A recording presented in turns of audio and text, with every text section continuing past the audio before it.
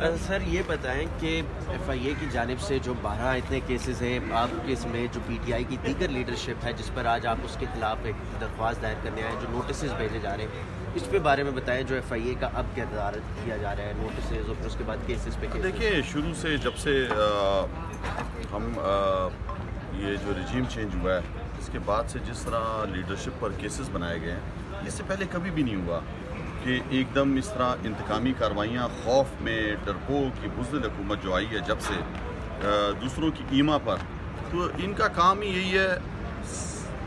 3 साल 8 माह हुकूमत रही है, कोई करप्शन का केस किसी पे साबित नहीं हो सका। तोशाखाना, घड़ी और आप जो है तौहीन रिसालत, दहशतगर्दी और इसके आप पर्चे काट रहे हो लोगों के ऊपर।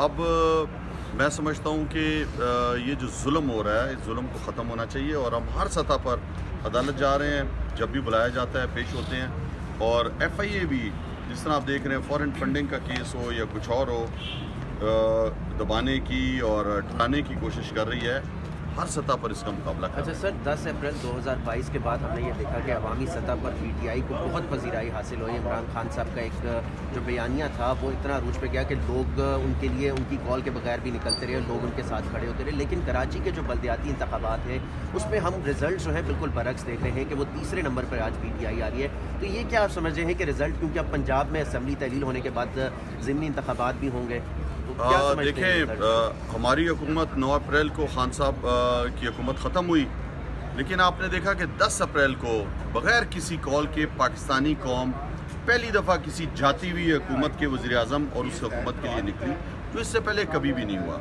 उसके बाद जब से 25 मई आया, जो इन्होंने जुल्म किया, डराया, आंसू गैस, घरों में घुसे, कारकुनों को पकड़ा। अब जब हमने कहा था खान साहब ने कि पंजाब हुकूमत को तहलील करेंगे, वो हो गया। आपने देखा ज़िमनी पंजाब के इंतखाबात में पीटीआई जीती, कौमी असम्बली के 9 हल्कों में से 8 हल्के पाकिस्तान तहरीक इंसाफ जीता। कराची के जो बल्दियात हैं ये हर दफ़ा रुका रहे थे खौफ पे, और जिस तरह कराची के इंतखाबात में धांधली हुई, जिस तरह आपने देखा कि बैलेट पेपर्स पकड़े गए ठप्पे लगाते हुए, ये मैं समझता हूँ कि इलेक्शन कमीशन की पूरी नाअहली है। और जिस तरह उन्होंने सपोर्ट किया है वहाँ पे जो मौजूदा हुकूमत है पीपल्स पार्टी की, जिस तरीके से बदमाशी के साथ, और ये सब कुछ आपने देखा कि आप सबके पास, टीवी वालों के पास वीडियोज़ हैं जो बैलेट पेपर्स पे जो ठप्पे लग रहे हैं और जिस तरह उन्होंने धांधली की है। और पाकिस्तान तहरीक इंसाफ मकबूल तरीन जमात है पाकिस्तान, कराची में भी मैं ख़ुद कैंपेन के लिए गया था 3 माह पहले, जब इन्होंने दोबारा बल्दियाती इंतखाबात रोक दिए थे।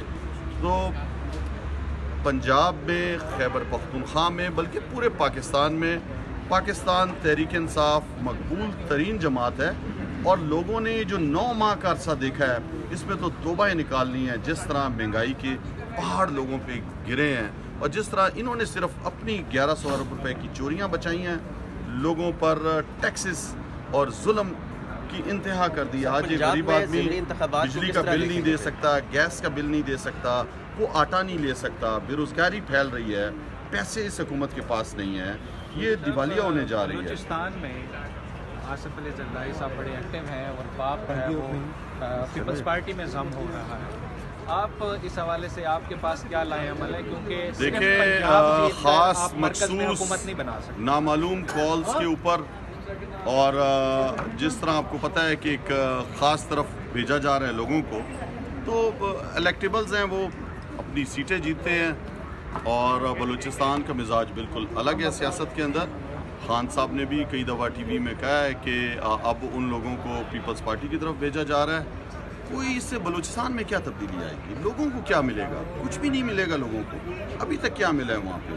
तो मैं समझता हूँ कि जो जमहूरियत है कि आपने पलने फूलने देना चाहिए जमहूरियत को। और जो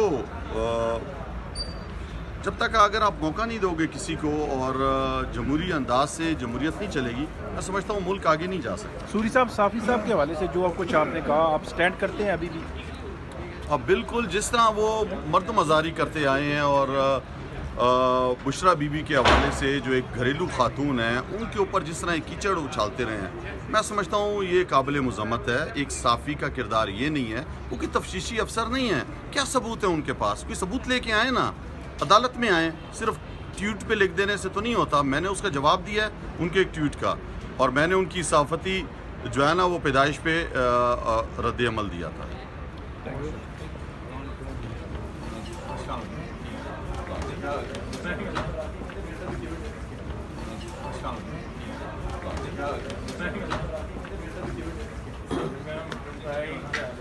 मैं गुज़िश्ता 10 साल से पीटीआई की इन सोशल मीडिया टीमों के हाथों किरदार कुशी और गालम गलोच बर्दाश्त करता रहा हूं।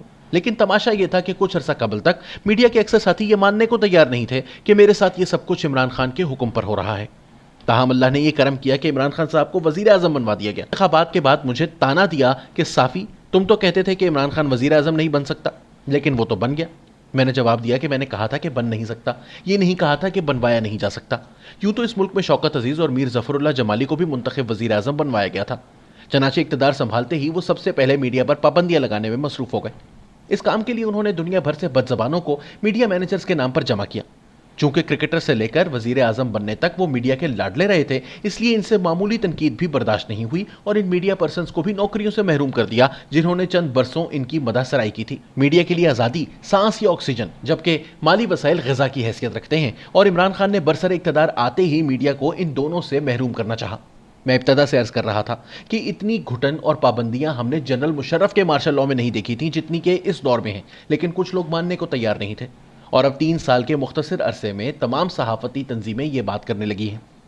2 ग्रुप्स के सिवा बाकी ग्रुप्स के मालिकान शायद मज़े में हैं, लेकिन एंकर्स, कॉलम निगारों, रिपोर्टर्स और कैमरामैनों पर जितना मुश्किल वक्त अब आया है, पहले कभी नहीं आया था।